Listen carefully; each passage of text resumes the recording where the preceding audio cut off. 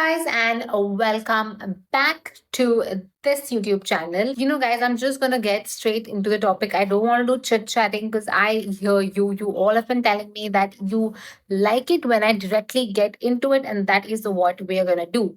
Right? So, today I want to talk about how to embody your best self and your feminine energy, and how to be that girl. Now, for the longest of time, I have always wondered. I used to see girls on Pinterest, on YouTube, and here and there, and I used to be like, how is their life like this? How are they doing it? Things just seem to flow for them. And for me, it used to always be very stressful. I was always unhappy, and I felt not in my feminine energy. And there was just a disconnect. Like, I was just not that girl. Here I am in 2025 on this YouTube channel, which I am so excited and thrilled to start.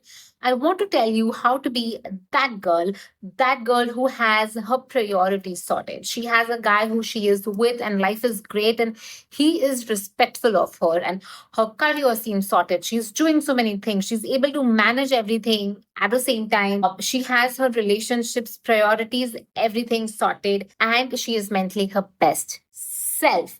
Okay, so that is what I want for you as well. And this is something I have sort of curated over time. Okay, so I will share my personal story, like how things happen for me, so you guys can get more context from whatever I'm trying to convey to you. But in today's video, let's just talk about how to be that girl in 2025. Number one is stop saying yes to everyone and everything. Stop being a people pleaser. I said it. Just stop being a people pleaser. I have been one, so I know what it is like to not be able to say no. And honestly, till today, I do face this struggle wherein I'm not able to say no to everything that I want to say no to. But here's the thing, you need to be able to say no when you need to say no. I'll give an example here. So at one point, I was overwhelmed with work, so much work, and I had to meet some friends of mine, and I had not met them for a really long time. So, they just called me and they're like, Swap, can you come? Let's chill. Let's meet for some time. Just even if it's for 10 minutes, let's just meet. And honestly, at that point, I was so overwhelmed with work, and it was all new to me. I was still figuring it out how to, multitask and manage so many things at once. I was not, it was new to me. So I was just learning how to do that. At that point, what did I do? Was I able to say no to them? Nope. I was not able to say no to them. I went to meet them. I managed my work haphazardly. My work was not done properly because I was rushing through everything. And then after that, I went to meet them. Again, when I met them, it was all like in a rush because I was late when I had to go to meet them. After that, I came back. I fell sick. And for 3 days straight, I could not do anything. And that is exactly what happens when you try to say yes to everything, when you overcommit. Another thing which I am really bad at, and I'm actively trying to work on it, do not overcommit. If you feel something is not possible, it is not possible. I am so sorry, but it's not possible. And we don't have to be mean about it. Here's the thing, people think when I say that, you have to say no when you have to say no. I do not mean to say that, be mean to that person and say like, I can't come, I don't want to come, I don't have time. But that's a very mean way to say. You don't have to say it in a mean way. You have to put forward your point in a nicer way. And again, that is something which we will talk about in another video, which is you have to be able to put forward your points in a nice, crisp and clear, but a nice manner. And when you are able to do that, you are such a better person. But coming back to the topic, learn to say no. If you can't do it, you cannot do it. Just in a nice way. Number two is stop pushing your boundaries for everyone and anyone. And this is something I see a lot of people doing, especially girls who are in situationships. That's a new thing. But yeah, I see this a lot. I see a lot of girls doing this who are in situationships or even relationships for that matter. They do not understand their boundaries, or even if they do, they ignore it, or they keep pushing it to the point where the boundary is just so lost, and it's a very shady, slim, weird line. And it's not even a boundary at that point. Hear me out. when you keep pushing your boundaries, the more you push your boundaries, the more your partner, your family, your friends, the people around you are going to push your boundaries because they're going to be like, okay, wait, she's pushing her boundaries, so let me push her boundaries. And that is how it works. So if you want people to respect you and your time and you want to be that girl, respect your boundaries. Think about it. If you have seen Gossip Girl, Blair from Gossip Girl, if she was in your situation, would she let anybody else push her boundaries or push the boundaries that she has set for whatever thing? If she has set a boundary, she has set a boundary. If she says no coming to my office, you best believe nobody is going to her office. And if they go, she's not going to be okay with that. And that is exactly what I want you to embody. And here's the thing, another thing which I want to tell you guys, if you when you want to sort of be that girl, that's what I did. You have to basically think of someone who is who you want to be. And this makes it much more easier, because if you know where you're going, you know you will reach there. But if you do not know where you're going, you don't know what kind of a person you want to be, you are going to get lost. You are going to get lost. Trust me on that. So instead of saying, I want to be this girl, I want to, be cool, I want to be this Pinteresty girl, you don't know what exactly you mean. You have a vision in your mind, but it is not clear at all. And even you know that.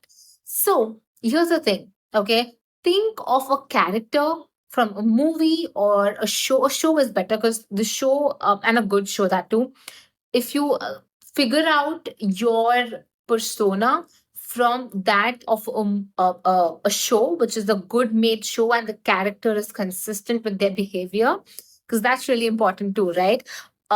You will be able to understand how to behave in situations where you otherwise might not have understood how to behave.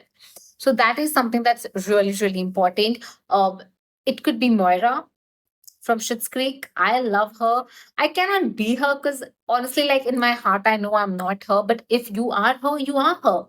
Like she is a boss lady, girls, and I would absolutely love to have a Moira in my life. Would you not? Who would not? So whoever it is, it could be Alexis, it could be Blair, it could be Hannah Montana, it could be whoever else you want her to be. You just need to have someone who is your role model, or someone who you want to sort of embody eventually. Someone, the it girl or the that girl should exist in a very clear manner for you. Okay. And number three is stop asking or stop looking for validation from others. Yuck. Just, just stop it. This is something I absolutely hate. I hate when I do it. I hate when someone else does it. It's just yuck. I have no other word for that. And that is what even you need to think of when you try and ask or seek validation from others. Why? Why do you want to know if you are looking good enough for something? Why do you need that extra validation? Now, see, here's the thing. If you're asking someone, how do I look? Because you genuinely want to make sure that you are overdressed or you're underdressed for that occasion, fine, ask away, But the minute you actually start taking the other person's opinion and start changing what you actually like, that is a red flag for yourself. You become your own red flag, which is so funny.